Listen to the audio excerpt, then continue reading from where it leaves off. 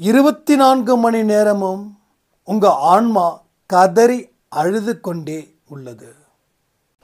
இந்த அறிகுறிகள் இருந்தால் உங்களுடைய கண்ணீர் சாயப்பாவோட பாதத்தை நினைச்சிருக்குதுன்னு அர்த்தம். 6 மாசமா ஒரு சாய்ராம் சாயப்பாவை மனசில் வச்சு அன்பே சாய் பதிவுகளை கேட்டு இன்னைக்கு ஒவ்வொரு மாதமும் 45,000க்கு மேலே சம்பாதிக்கிறாங்க. அவங்க படிக்காதவர்கள். 8 நாட்களில் ஒரு அற்புதம் நடக்க வேண்டுமா? வேண்டும் என்றா பதிவை கேட்டு உங்களுக்கு அற்புதம் நடந்திருக்குது. சாய்பாக்கு எந்த விதமான முன் யோசனையும் இல்லாமல் நன்றிகளை இந்த நிமிடம் செலுத்துங்கள். சர்ஜரி தேவைப்படுது. கத்தியும் இரத்தமும். ஆனால் இந்த சர்ஜரியை செய்ய போகிறவர் சாயப்பா. புரியலையா? உங்களுக்கே தெரியாம பூட்டப்பட்ட அறையில இருந்து ஒரு பெரிய சாத்தானும் கிளம்பும். இந்த பதிவு கண்ணில் பட்டும் அப்புறம் கேட்கலாம் அப்படின்னு சொல்றவனும் அவனே. ஒவ்வொரு மனுஷனையும் விழுங்கக்கூடிய பாம்பு அவனிடமே இருக்கிறது.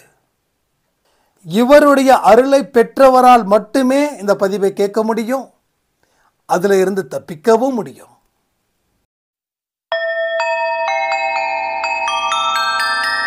ஓம் சாயிரா சாயிரா ஓம் சாயிரா சாயிரா ஓம் சாயிரா சாயிரா அன்பே சாயிரா பேரன்பே சாயிரா அகிலம் தளிக்க ஆத்மா விழிக்க அனுதினம் சாயிரா எங்கள் அன்பே சாயிரா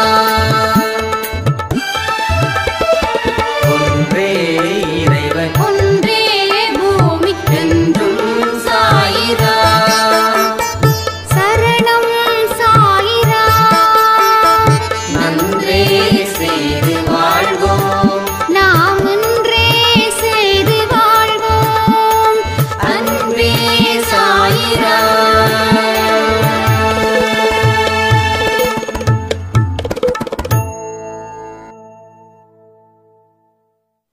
சாயிரா. என் உயிரின் உயிரானவர்களே, எவ்வளவு பெரிய அற்புதத்தை சாயப்பா எனக்கு நிகழ்த்தி இருக்காருன்னு ஒரு சாய்ராமுடைய மெய் சிலிர்க்கும் அற்புதம் இந்த பதிவில் இருக்குது. கடமைகளை செய்யும்போது அதன் மூலமா உபத்திரத்தை நாம அனுபவிக்கும் போது அந்த உபத்திரங்கள் அத்தனையும் வெற்றிக்கு உண்டான ஒரு வழிகளா மாறி இருக்குது. கடவுள் கஷ்டத்தை தொடர்ந்து ஒரு மனுஷனுக்கு கொடுக்கிறாரு. அவர் விருப்பப்பட்டு செய்யல. அதே நேரத்தில் அவர் உங்க வாழ்க்கையை மேம்படுத்த தேவையில்லாத பாகங்களை வெட்டி எறிய இத்தனை விதமான ஒரு வழிகளை அவர் கொடுக்கவும் செய்கிறார். அந்த வழி ஒவ்வொரு மனுஷனுக்கும் ஒரு பெரிய அற்புதத்தை செய்வதற்கு ஆயத்தமா ஆகுது. உங்க வாழ்க்கையில எத்தனையோ பேர் உங்களை ஏளனமா பேசியிருக்கலாம், இல்ல சிலர் பாராட்டியும் இருக்கலாம். எந்தெந்த விஷயங்கள் எல்லாம் உங்களுக்கு நடக்குதோ அது கடவுளுடைய விருப்பத்தின்படி தான் இங்க நடக்குதுன்னு தெரிஞ்சுக்க முயற்சி செஞ்சிட்டா ஒரு தைரியமும் ஒரு நம்பிக்கையும் அடிஷ்னலாக உங்களுக்கு கிடைக்கும். என் வாழ்க்கையில் இவ்வளோ பிரச்சனைகள் இருக்குது, நான் தினம் தினம் கண்ணீர் விடுறேன், விட்ட கண்ணீருக்கு பலன் இல்லாமல் போகுதுன்னு நீங்கள் சொல்லுறீங்க. வானத்தில் இருந்து பொழிகிற ஒரு நீரும் ஒரு புனிதமான இடத்துக்கு தான் போகுதுன்றத நீங்கள் மறக்கிறீங்க. உங்களுடைய கண்ணீர் சாயப்பாவுடைய கால்களை நனைக்குது. அதனால அவருடைய கோபம் குறையுது. கோபத்தை குறைச்சா அவர் உங்களுக்கு மேலும் சில சங்கடத்தை கொடுக்க போறாருன்னு அர்த்தம். நீங்கள் கோபத்தை குறைச்சா சங்கடத்தை கொடுக்க போறாரா அப்படின்னு நீங்கள் கேட்கலாம். ஸோ ட்ரீட்மெண்ட் இங்கே ஆரம்பமாகுது. இத்தனை நாள் ஒரு விஷயம் உங்கள் உடம்புல ஊர்த்திக்கிட்டு இருக்குது. அதுக்கு மாத்திரை போட்டு அப்பப்போ தற்காலிகமாக அந்த வலியை சரி பண்ணுறீங்க. இப்போ ஒரு ஸ்டேஜில் அது நிச்சயமாக சர்ஜரி பண்ணி தான் ஆகணும்னு ஒரு கம்பல்சரி வந்துருச்சு. அப்போ நீங்கள் என்ன பண்ணீங்க? சர்ஜரிக்கு தயாராகிறீங்க. சர்ஜரிக்கு தயாராகும்போது ரத்தம் இல்லாமல் கத்திப்படாமல் உடம்புல செய்ய முடியுமா என்ன?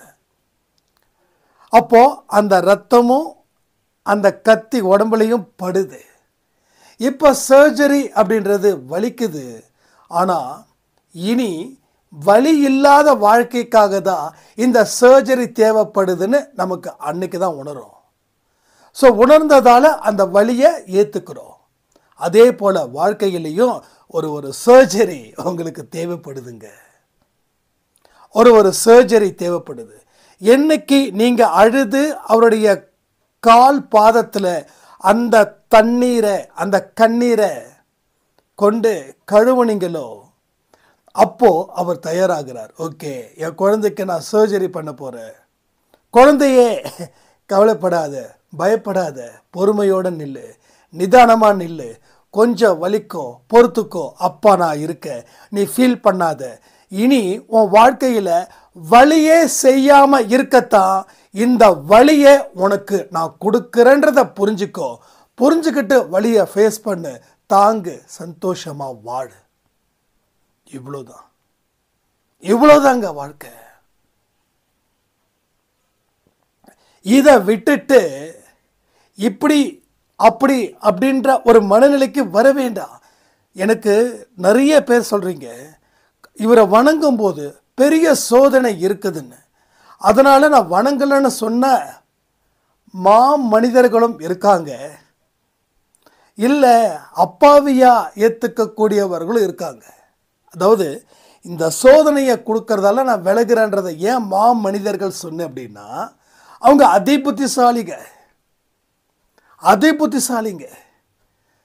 புத்திசாலிங்க கூட ஓரளவுக்கு கரெக்டாக இருப்பாங்க. இந்த புத்திசாலிங்க இருக்காங்களே, இவங்க தான் என்ன செஞ்சாலும் அது சிறப்பாக இருக்குன்னு ஒரு முட்டாள்தனமான பாதையில் பயணிச்சுக்கிட்டு நான் அறிவுபூர்வமாக செயல்பட்டுக்கிட்டு இருக்கேன்னு நினச்சி தன்னையும் முட்டாளாக்கி பிறரையும் முட்டாளாக்கி எங்கேயோ கொண்டு போய் கவுத்து விட்டுருவாங்க. இந்த புத்திசாலிங்க என்ன பண்ணுவாங்க? அப்படியா அப்படின்னு சொல்லி கேட்டுப்பாங்க. கேட்டுக்கிட்டு ஓகே இவர் சொல்கிறாரு நம்ம செய்வோம். யார்?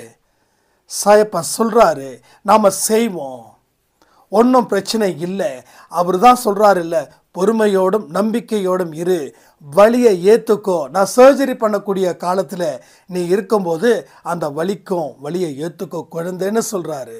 அப்போ நான் அந்த வலியை ஏற்றுக்கிறேன் அப்படின்னு சொல்லும்போது இவங்களுடைய வாழ்க்கை பெரிய மாற்றத்தை கொடுத்துருக்குது.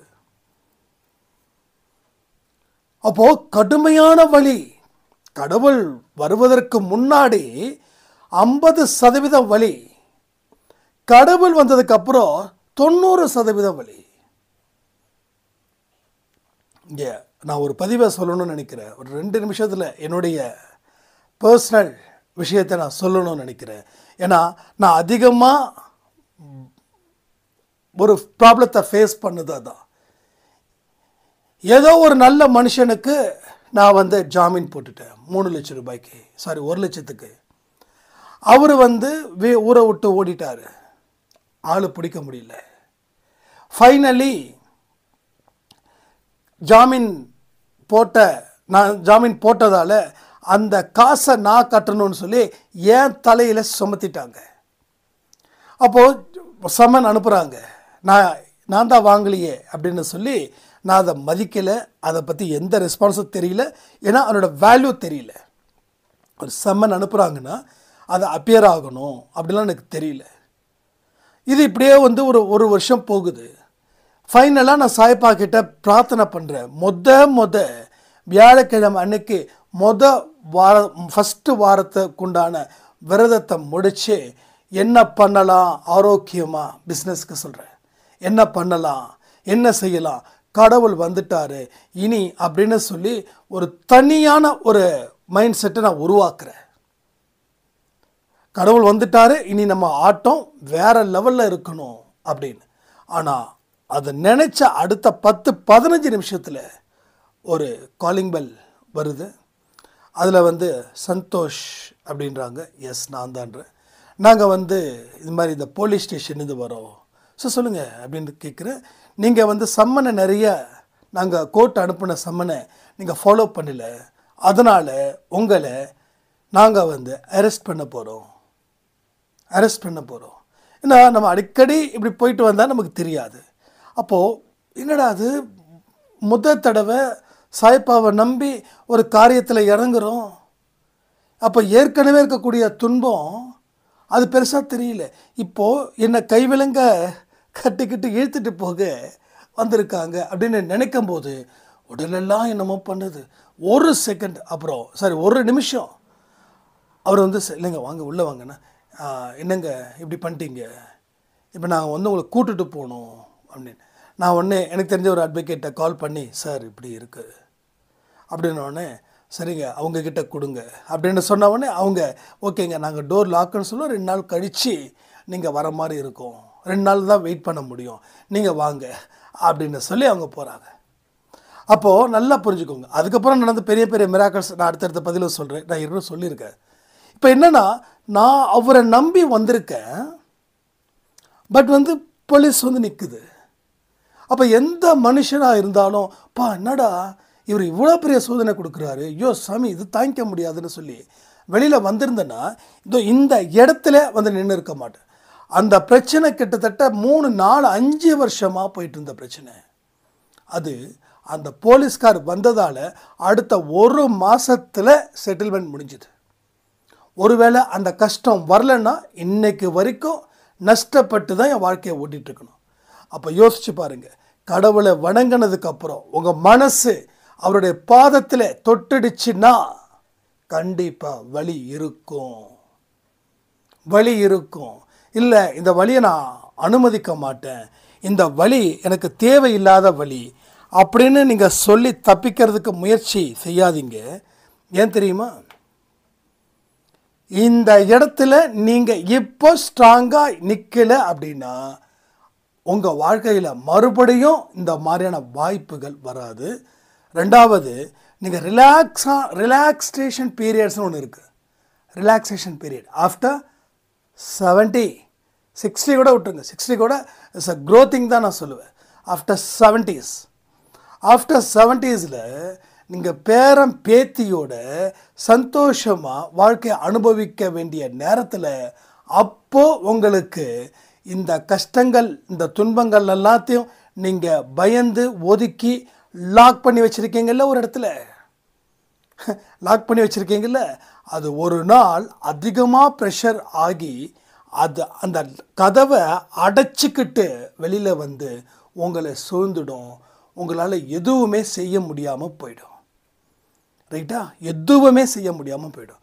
அதனால் கஷ்ட காலத்தை நம்ம சமாளிக்கக்கூடிய ஒரு வயசில் இருக்கும்போது அனுபவிச்சிட்டிங்க அப்படின்னா அதுக்கப்புறம் இஷ்டப்படுற காலத்தை சந்தோஷமாக வாழ்ந்துட்டு போயிடலாம். After 70 is very tough. அது இந்த மாதிரி ஒரு கஷ்டத்தை எப்படி ஃபேஸ் பண்ணுவீங்க? ஸோ உங்களால் எதுவுமே செய்ய முடியாது. டோட்டலி உங்கள் கைகளும் கால்களும் இருந்தும் அது கட்டி போட்ட மாதிரி. ஏன்னா உடம்பு ஒத்துழைக்காது, மனசு ஒத்துழைக்காது. இது ஃபேக்ட். இது அப்போ உடம்பு மனசும் ஒத்துழைக்கிற மாதிரி அந்த கஷ்டத்தை முன்னாடி அனுபவிச்சிட்டா அது ஒரு எக்ஸ்பீரியன்ஸ் ஆகும். அப்போ நமக்குள்ளே ஒரு பாதுகாப்பு வளையத்துக்குள்ளே வந்துடுவோம். அதில் இருந்து நாம் ஸ்டார்ட் பண்ணுவோம் நம்ம வாழ்க்கையை. ஸோ இப்படிப்பட்ட சூழ்நிலையை நாம் உருவாக்க முயற்சி பண்ணியே ஆகணும். அப்படி முயற்சி பண்ணலை அப்படின்னா காலம் தன் கடமையை செய்யும். இது காலம் தன் கடமையை செய்யும். காலம் என்னப்பா செய்யும்? அந்த காலத்தில் எத்தனையோ வாய்ப்புகளை வழங்கின நீ அந்த தண்டனையை ஏற்றுக்கலை. இப்போ முடிகிற நேரத்தில் நீ தண்டனை ஏற்றுக்கிட்டே ஆகணும். அதனால் நீ தண்டனையை அனுபவி. அப்போது இப்போ உங்களோட வயசு 40 இருக்கட்டும், இல்லை 50 இருக்கட்டும், இல்லை 60 கூட இருக்கட்டும், நோ ப்ராப்ளம். இப்போ கூட உங்களுக்கு சமாளிக்கக்கூடிய அளவில் உங்களுக்கு ஒரு கேப்பபிள், ஒரு ஸ்கில், ஒரு டேலண்ட், ஒரு மைண்ட் ஸ்ட்ராங்கு எல்லாமே இருக்குது. நான் பிலீவ் பண்ணுறேன், அது நான் நம்புகிறேன். இப்போயும் சொல்கிறேன், உங்களால் முடியுன்றத நீங்கள் நம்பலை, நான் நம்புகிறேன். ஏன்னா என்னால் முடியும் அப்படின்னும்போது உங்களாலேயும் முடியும். ஏன்னா நானும் ஒரு மனுஷன்தான், நீங்களும் ஒரு மனுஷன்தான். நான் வேற்று கிரகவாசியோ நீங்கள் வேற்று கிரகவாசியோ இல்லை.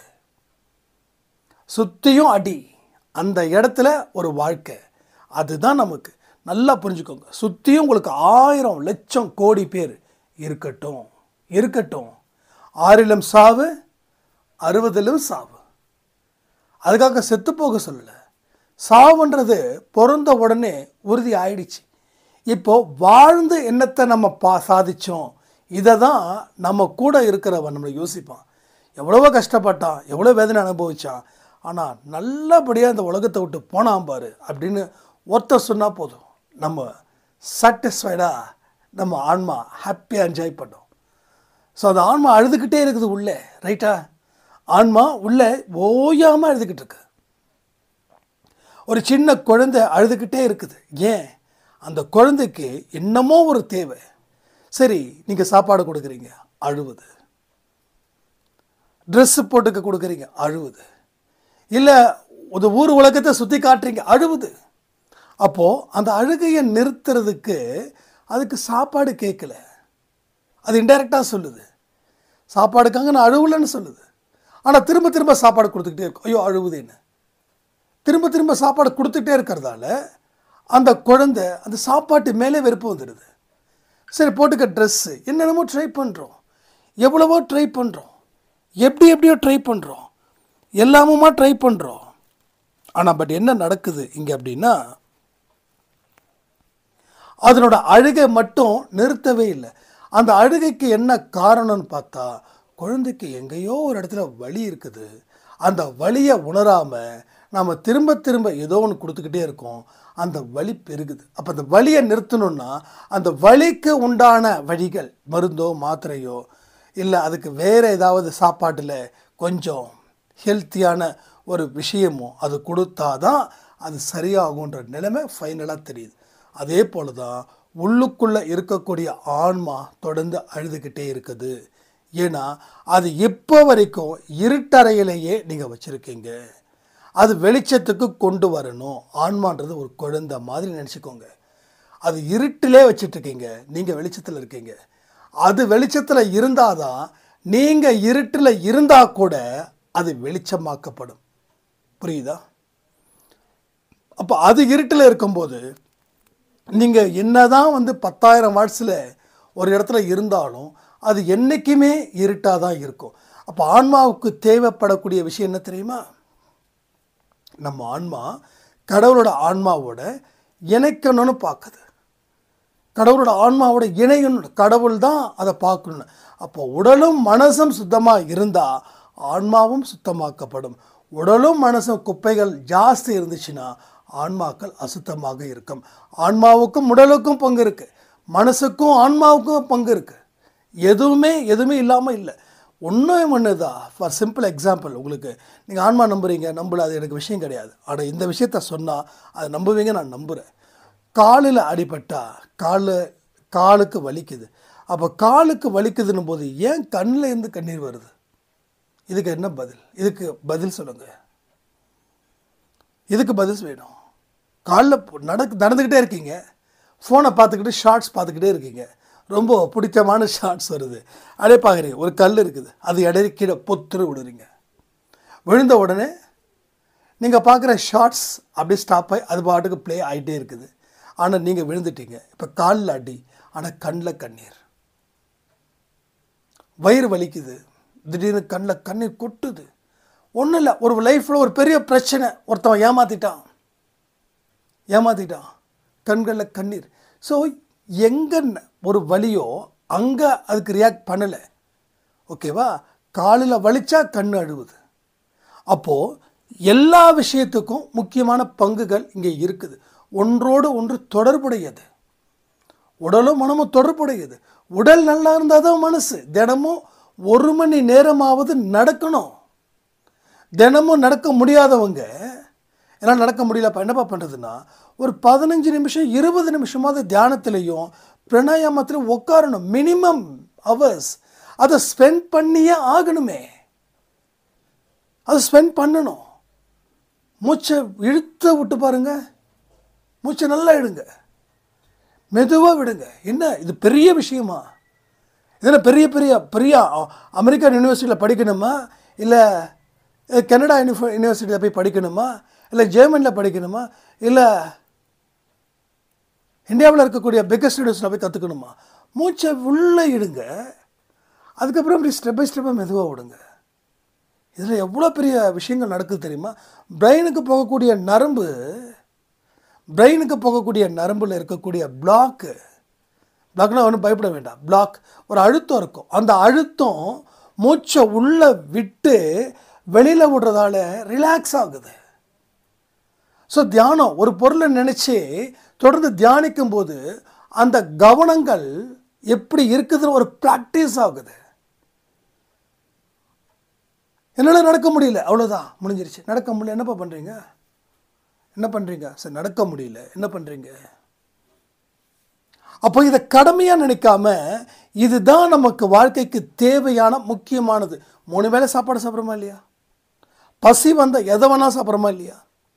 எனக்கு பசி இருக்குது, ரொம்ப பசிக்குது, சாதம் இருக்குது, தயிர் இருக்குது. இப்போது நீங்கள் இல்லை எனக்கு பசிக்குது, எனக்கு நல்ல சுட பிரியாணி தான் வேணும். வாங்கிறதுக்கு சான்ஸ் இருந்துச்சுன்னா, இல்லை காசு இருந்தும் வாங்கிறதுக்கு ஆள் இல்லைன்னு என்ன பண்ணுவோம்? பிரியாணிக்காக வெயிட் பண்ணி தவறுப்போமா, இல்லை சாதத்தை போட்டு நல்லா பிசைஞ்சு தயிரை ஊற்றி ஊர்க்காவை தொட்டு அப்பாடான்னு சொல்கிறோமா? சொல்கிறோம்ல, அப்படி தானே சொல்கிறோம். ஐயோ பிரியாணி கிடைக்கல, ஏங்கலை, பிரியாணிக்காக வெயிட் பண்ணலாம். எப்பா சாமி எனக்கு பசிக்குது, எனக்கு ஏதாவது சாப்பாட்டை கொடு. பழையதாக இருந்தாலும் பரவாயில்ல, இது வரைக்கும் நான் சாப்பிடாத இருந்தால் கூட பரவாயில்ல, ஏதாவது ஒன்று கொடு அப்படின்னு. ஒரு சாய்ராம் சொன்னாங்க, ரொம்ப பசி தம்பி எனக்கு, கடைசியில் வீட்டில் இருக்கக்கூடிய கேரட்டை சாப்பிட்டேன் அப்படின்னாங்க. கேரட் நம்ம சும்மா சாப்பிட்ருவோமா? பச்சை கேரட்டை சாப்பிடுவோமா? பல்லு வலிக்குதுன்னு. ஆனால் பசி வரும்போது அந்த பல்லு வலி கூட தெரியல, நான் சாப்பிட்டேன் அப்படின்றாங்க. அப்போது உடம்புக்கு அவ்வளோ பசி இருக்கும்போது உடம்பை பாதுகாத்துக்கிறோமே, ஆன்மாவுக்கு இருக்கக்கூடிய பசி, ஆன்மாவுக்கு இருக்கக்கூடிய அந்த தாகம், ஆன்மாவுக்கு பசியையும் சாப்பாடு போடல, தாகத்தை தீர்ப்பதற்கு தண்ணீரும் கொடுக்கல, அதை என்றைக்குமே அலைய விட்டுக்கிட்டே இருக்கும். அது தொடர்ந்து அழுதுகிட்டே இருக்குது. அது எங்கேயோ வச்சு பூட்டினாலும் அந்த அழுகுரல் கேட்டுக்கிட்டு தாங்க இருக்குது. அந்த அழுகுரல் 24 மணி நேரமும் கேட்டுக்கிட்டு தான் இருக்குது. டீப்பாக திங்க் பண்ணி பாருங்கள், டீப்பாக திங்க் பண்ணுங்கள். உங்கள் பிரச்சனைகள் எவ்வளவுக்கு இருக்குதோ அந்தளவுக்கு அது அழுகுது. ஏன்னா உங்கள் உடலும் மனதும் குப்பையாக போயிடுச்சு, உங்கள் உடலும் மனசு கேவலமாக போயிடுச்சு. உடம்புக்கு தேவையானதை சாப்பிட்றோமான்னு தெரியாது, உடம்புக்கு தேவையான ரெஸ்ட்டை கொடுக்குறோமா தெரியாது, எதுவுமே தெரியாது. கண் போன போக்கில் போகிறோம், தான் போகிறோம். இது ஒரு பொழப்பா? இது எவ்வளவு பெரிய மோசமான விஷயமா இருக்குது தெரியுமா? ஸோ இதெல்லாம் தான் இன்றைக்கு வாழ்க்கையில் இவ்வளோ பெரிய போராட்டத்துக்கு காரணமாக இருக்குது. ஒரு பெரிய மிராக்கல் சொன்ன இல்லையா, அந்த மிராக்கல் சொல்லி முடிக்கிற இந்த பதிவை. ஒரு பக்கா வில்லேஜ், அவங்க ஒரு 10வது வரைக்கும் படிச்சிருக்காங்க. தான் படிக்கலைன்ற ஒரு ஃபீலிங் அவங்களுக்கு தொடர்ந்து இருக்குது. எழுத தெரியாது, படிக்க தெரியாது. 10வது வரைக்கும் படிச்சிருக்காங்க, இங்கிலீஷ் எழுத தெரியாது, படிக்க தெரியாது. அவங்களுக்கு அந்த இங்கிலீஷ் கற்றுக்கணும் அப்படின்னு ரொம்ப ஆசை. அவங்கள ஒருத்தர் படித்தவர் கல்யாணம் பண்ணிக்கிட்டாரு. எப்போ பார்த்தாலும் கேவலப்படுத்திக்கிட்டு அசிங்கப்படுத்திக்கிட்டு இருக்கிறாரு. கடவுள் மேலே மட்டும் பாரத்தை போட்டாங்க. சாயப்பா நீ தான் இந்த குழந்தைய இந்த அவமானத்தில் இருந்து இது பண்ணணும், யாரையும் பழி வாங்கிறதுக்காக நான் செய்யலை சாயப்பா. ஒரு கடும் நெருக்கடியில் நான் இருக்கேன், எனக்கே என்னை பார்த்தா வெறுப்பாக இருக்குது, நான் என்னை பார்த்து வெறுப்பாகக்கூடாதுன்னு சொல்லி அன்பே சாயில் தொடர்ந்து சொல்லிக்கிட்டே இருக்கீங்க. நான் என்னை நேசிக்க ஆரம்பிக்கிறேன், ஆனால் எனக்கு தேவையான படிப்பை கொடு அப்படின்னு சொல்லி ஒரு இங்கிலீஷ் ஆன்லைனில் அவங்க ஜாயின் பண்ணுறாங்க, படிக்கிறாங்க. சூப்பராக செம்மையாக 3 மாதத்தில் அவங்களால ஒரு பெரிய பெரிய அளவில் படித்து இது பண்ண தெரியுது. இப்போ வந்து ஒரு படித்தது என்னமோ 10th, இருக்கிறது என்னமோ வில்லேஜு. நான் ஏன் வில்லேஜ் சொல்கிறேன் அப்படின்னா, நான் வில்லேஜில் வளர்ந்தவன்ற முறையில் சொல்கிறேன். வில்லேஜில் அந்தளவுக்கு வந்து வசதி கிடையாது சிட்டி லைஃபோட கம்பேர் பண்ணும்போது. பட் அங்கே இருக்கக்கூடிய மக்கள் இது வந்து ரொம்ப வில்லேஜ், ரொம்ப ரொம்ப வில்லேஜ். இது அந்த ஊரே அப்படி வந்து இருக்கானு தெரியல. அது இது ரொம்ப வில்லேஜ்னா இங்கே பஸ்ஸே ஒரு நாளைக்கு 2 பஸ் தானே வரும். இந்த வீடெல்லாம் பார்த்திங்கன்னா குடிசை வீடு தான். ஆனால் என்னை வந்து விரும்பி கல்யாணம் பண்ணிக்கிட்டாரு. எங்கள் அம்மா வீடும் இதே ஊர் தான். சரி, இங்கேருந்து ஒரு சிட்டி லைஃப்க்கு போகலான்னு பார்த்தா இவருக்கு இங்கே விவசாயம் இருக்கிறதால இவர் இங்கேயே வந்து இது பண்ணிட்டாரு. நான் வந்து கொஞ்சம் கொஞ்சமாக வந்து இந்த டைலரிங்கெல்லாம் கற்றுக்கிட்டு, சரி டைலரிங் ஏற்கனவே கற்றுக்கிட்டதால அதில் இருக்கக்கூடிய காசை வச்சு நான் வந்து இங்கிலீஷ் வந்து ஆன்லைனில் கற்றுக்கிட்டேன். இன்றைக்கி நல்லா பேச முடியுது. இன்றைக்கி நிறைய கம்பெனிஸ்க்கு வந்து என்னால் வந்து சில விஷயங்கள் வந்து கார்ப்பரேட் இது மாதிரி பண்ண சொல்கிறாங்க, ஆர்டர்ஸ் எடுக்க சொல்கிறாங்க. ஆர்டர்ஸ் எடுத்தால் நல்ல காசு, நல்ல சம்பளம்னு. ஸோ மாதம் 45,000 ரூபாய் வாங்கியிருக்கேன்னா, எவ்வளோ? 45,000 ரூபாய். எத்தனை மாதத்தில்? 7-8 மாதத்தில் அவங்க வாழ்க்கை மாறி இருக்கு. ஸோ மாறாதது அப்படின்றது எதுவுமே இல்லை. நான் அடிக்கடி என்ன சொல்லுவேன், மனது இருந்தால் மார்க்கம் இருக்குது. மனசு வைக்கலன்னா ஒன்றுமே கிடையாது, எதுவுமே கிடையாது. சாய்ப்பாவே நேரடியாக வந்து என்னம்மா குழந்தை அப்படின்னா கூட என்ன சாயப்பா பண்ணுறதுன்னு அங்கே கூட நம்ம வந்து பல்லவியை ஆரம்பிப்போம், சோக கீதத்தை இசைப்போம். அவரே நினைப்பார், என்னப்பா தேவையில்லாமல் வந்து மாட்டிக்கிட்டோம், நம்ம ஏதாவது ஒரு நல்ல விஷயத்தை பண்ணிட்டு போகலான்னு பார்த்தா இங்கே நாம் ஒரு விஷயத்தை கேட்டால் நம்ம குழந்தை எதேதோ வானத்தை பார்த்து பேசுது, பூமியை பார்த்து பேசுது, நம்மளை பார்த்து பேச மாட்டேங்குது. சரி சரி வந்த நேரம் சரியில்லைன்னு சொல்லி கிளம்பி போகிறார். அதாவது அவரையே நீங்கள் ஓட ஓட விரட்டுற அளவுக்கு அந்த சோக கீதத்தை நீங்கள் இசைத்து கொண்டே இருக்கிறீர்கள் 24 மணி நேரம். இதுதான் உங்கள் வாழ்க்கையில் மிகப்பெரிய அளவில் பிரச்சனைகளாக வந்து சேருது. இதெல்லாம் மனசில் வைங்க.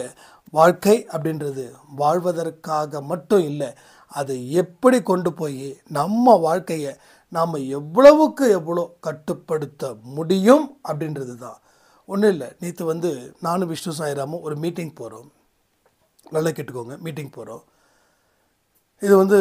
இது நம்ம இருக்கிற இது வந்து ஒரு பக்கா சிட்டி. அப்போ வந்து நமக்கு என்ன தான் வந்து சில ரூட்டு தெரிஞ்சாலும் அந்த மீட்டிங் போகிறதுக்கு வந்து 10 மொபைலில் வந்து போகிற 45 மினிட்ஸ்ன்னு அந்த இடத்துல வந்து ரொம்ப ரொம்ப செம ஹெவி டிராஃபிக்காக இருக்கும். அந்த மீட்டிங்கில் ஃபஸ்ட்டு நான் தான் பேசணும். ஃபஸ்ட்டு என்னோடய ஈவெண்ட் இது ஸ்டார்ட் ஆகுது, பிஸ்னஸ் மீட் இது என்னோடய ஈவெண்ட்லாம் ஸ்டார்ட் ஆகுது. பட் வந்து இங்கேருந்து கிளம்புறது கரெக்டாக வந்து 1:45க்கு சம்திங் கிளம்புறோம். அப்போ வந்து 2 o'clock கிளம்புறோம். மீட்டிங் வந்து 2:30, 1:50க்கு கிளம்புறோம். 1:5 அந்த 2க்கு முன்னாடி கிளம்புறோம். அப்போ விஷ்ணுசாய் வந்து வண்டியை முறுக்குறாரு. நான் வந்து அந்த ஈவெண்ட் என்ன அப்படின்றத வந்து பின்னாடி வந்து உட்காந்துட்டு செக் பண்ணிகிட்டு வந்துகிட்டே இருக்கேன். நான் வந்துகிட்டே இருக்கேன். அப்போ வந்து விஷ்ணுசாய், இப்போ எதுக்கு நீ முறுக்குற அப்படின்னு கேட்குற. இல்லை டைம் ஆகிடுச்சு, இல்லை 2:30க்கு தானே ஃபஸ்ட்டு எடுத்த உடனே நம்ம ஈவெண்ட் தான் ஸ்டார்ட் ஆகுதுன்னாரு. ஒன்றும் பிரச்சனை இல்லை, கரெக்டாக 2:20க்கு போயிடுவோம் அப்படின்னு. அப்படியா, எப்படி போவோம், இதே ஸ்பீடில் போ அப்படின்னு சொன்னேன். அதே ஸ்பீடில் பைக் ஓட்டினார்.